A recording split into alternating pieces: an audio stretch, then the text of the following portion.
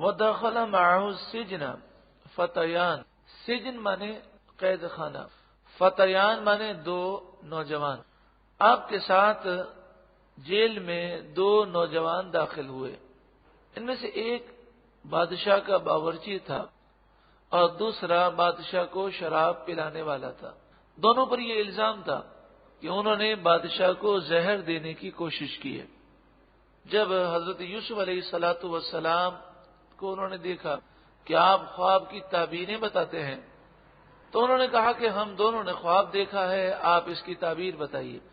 قال احدهما انی اغانی اعصر خمرا، ان میں سے ایک بولا بے شک میں خواب میں دیکھتا ہوں کہ میں باغ میں ہوں، انگور کے 3 خوشے میرے ہاتھ میں ہیں اور ان سے میں رس نچوڑ رہا ہوں، شراب بنا رہا ہوں۔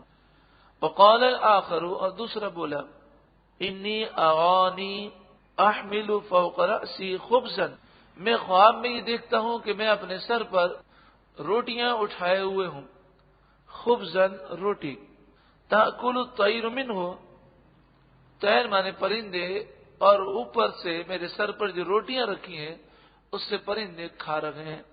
نبئنا بتأویلہ، آپ ہمیں خواب کی تعبیر بیان کیجیے۔ انا نراک من المحسنین، بے شک ہم آپ کو نیکوکار سمجھتے ہیں۔ آپ نے خواب کی تعبیر بتانے سے پہلے انہیں یہ فرمایا کہ دیکھیں خواب کی تعبیر تو بہت سے لوگ بتاتے ہیں، لیکن الحمدللہ مجھ پر رب کا یہ کرم ہے کہ میں غیب کی باتیں بتاتا ہوں، علم یقینی کی باتیں بتاتا ہوں، اور میری جو باتیں ہیں وہ بالکل درست ہوتی ہیں کیونکہ میں رب کی طرف سے بتاتا ہوں۔ پھر آپ نے انہیں اپنی طاقت اور اپنی علمی شان کو ظاہر کرنے کے لیے آپ نے اپنا ایک معجزہ دکھایا۔ آپ نے فرمایا کہ جو کھانا ابھی آنے والا ہے اس کی پوری تفصیل میں پہلے بتاتا ہوں تمہیں، جیسا میں کہوں گا ویسا ہی ہوگا۔ انہوں نے یہ معجزہ جب دیکھا تو انہیں یقین ہو گیا کہ یوسف علیہ الصلاۃ والسلام اللہ کے نبی ہیں اور آپ کا یہ مقام و مرتبہ ہے۔ پھر آپ نے انہیں اسلام کی دعوت دی تو ان دونوں نے اسلام قبول کر لیا اور دونوں مسلمان ہو گئے۔ آپ نے دیکھا کہ یوسف علیہ الصلاۃ والسلام نے اپنا مقام و مرتبہ آپ نے کب ظاہر کیا؟ جب اس کی ضرورت آپ نے محسوس کی۔ تو اللہ کے نیک بندے بڑی طاقتیں رکھتے ہیں لیکن وہ طاقت کا اظہار اپنی ذات کے لیے نہیں کرتے، دین اسلام کے لیے کرتے ہیں۔ قال، آپ نے فرمایا لا یأتیکما طعام ترزقانہ الا نبأتکما بتأویلہ قبل ان یأتیکما، جو کھانا تمہیں دیا جائے گا وہ کھانا آنے سے پہلے میں اس کی پوری تفصیل تمہیں بتا دوں گا۔ ذالکما مما علمنی ربی، یہ وہ غیب کی باتیں ہیں جو مجھے میرے رب نے سکھائیں۔ انی ترکت ملت قوم لا یؤمنون باللہ وهم بالآخرۃ هم کافرون، بے شک میں نے اس قوم کا دین اختیار نہ کیا کہ جو اللہ پر ایمان نہیں رکھتی اور وہ آخرت کبھی انکار کرتے ہیں، ایسی قوم کے دین کو میں نے اختیار نہ کیا۔ واتبعت ملت آبائی، میں نے اپنے باپ داداؤں کے دین کی پیروی کی۔ کون ہے باپ دادا؟ ابراہیم و اسحاق و یعقوب، ابراہیم اور اسحاق اور یعقوب۔ یعقوب علیہ السلام آپ کے والد ہیں، اسحاق آپ کے دادا ہیں اور ابراہیم جو ہیں آپ کے پردادا ہیں۔ واتبعت ملت آبائی، میں نے اپنے باپ داداؤں کے دین کی پیروی کی۔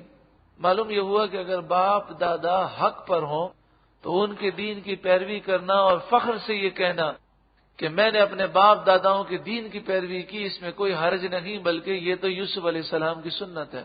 تو ہم بھی الحمدللہ فخر سے یہ کہتے ہیں کہ اہل سنت و جماعت نے صحابہ اور بزرگان دین کی پیروی کی، اور ہمارے باپ دادا الحمدللہ مسلمان تھے اور وہ اہل حق تھے، ان کے جو عقائد تھے وہ قرآن و حدیث کے مطابق تھے۔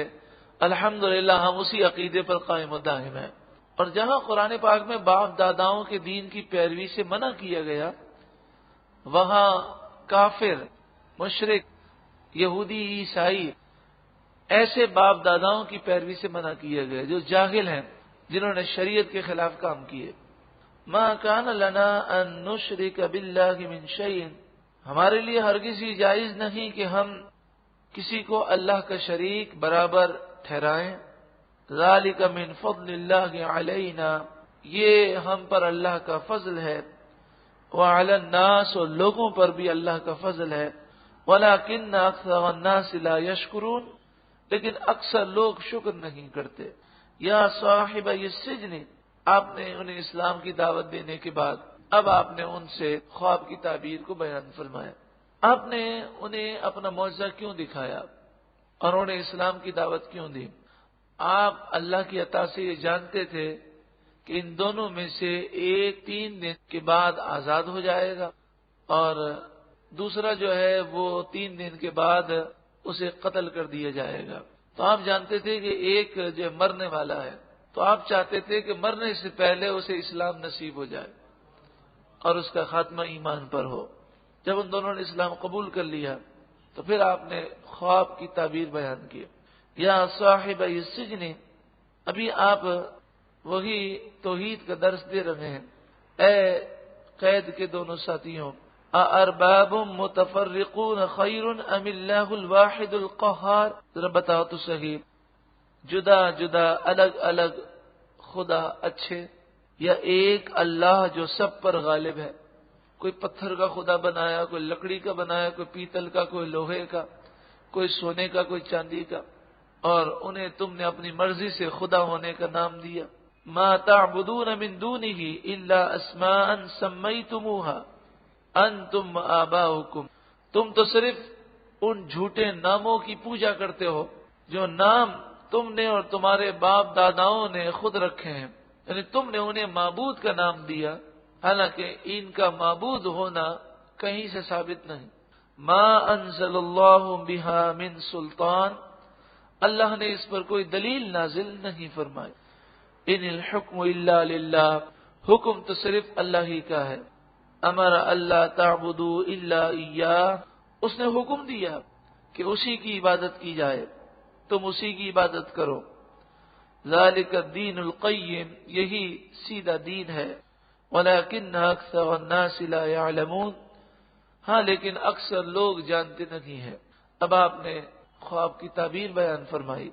یا صاحب السجن، اے قید خانے کے دونوں ساتھیوں، اما احدکما فیسقی ربہ خمرا، بہرحال تم میں سے ایک اپنے بادشاہ کو وہ شراب پلائے گا، یعنی 3 دن کے بعد یہ آزاد ہو جائے گا، اس الزام سے یہ بری ہو جائے گا اور پھر یہ بادشاہ کو دوبارہ شراب پلانے لگ جائے گا۔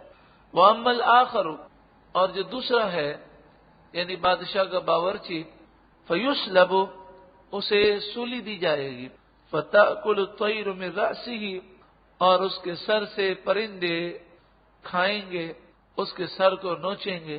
جب آپ نے یہ خواب کی تعبیر بیان کی تو ان دونوں نے کہا کہ ہم نے کوئی خواب دیکھا ہی نہیں، ہم تو صرف آپ کو آزمانے کے لیے آپ کے سامنے ہم نے خواب پیش کر دیا۔ اور یہ خواب انہوں نے اس وقت پیش کیا تھا کہ جب وہ ایمان نہیں لائے تھے، آپ کو نبی نہیں مانتے تھے اس وقت، تو انہوں نے ایک مذاقاً ایک خواب بنایا اور جھوٹا خواب حضرت یوسف علیہ السلام کے سامنے بیان کیا۔ اللہ والوں کی زبان اقدس سے جو نکل جائے وہی ہوتا ہے، اسی لیے کہا گیا کہ اللہ والوں کے سامنے انسان کو احتیاط کرنی چاہیے، اللہ والوں کے سامنے انسان کو احتیاط کرنی چاہیے، کیونکہ ان کی زبان اقدس سے پھر جو نکل جاتا ہے وہی ہو جاتا ہے۔ انڈیا کے اندر ایک بزرگ ہیں، آپ کہیں جا رہے تھے تو رات میں کوئی چیز آپ کے پاؤں سے ٹکرائی تو آپ نے کہا لوہا ہے، پتھر ہے، نہ جانے کیا ہے۔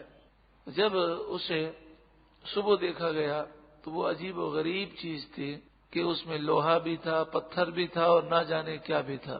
پھر انگریز اپنے لیبورٹری میں انہوں نے اس کا جائزہ لیا تو وہ بھی کہنے لگے کہ یہ پتھر بھی ہے، لوہا بھی ہے اور تیسری چیز نہ جانے کیا ہے۔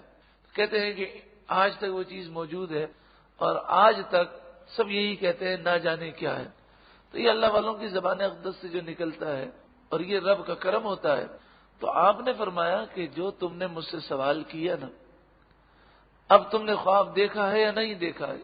دونوں صورتوں میں جو میں نے کہا وہی ہوگا. قضی الامر الذی فیہ تستفتیان، جس معاملے میں تم دونوں نے مجھ سے سوال کیا اس کا فیصلہ کر دیا گیا.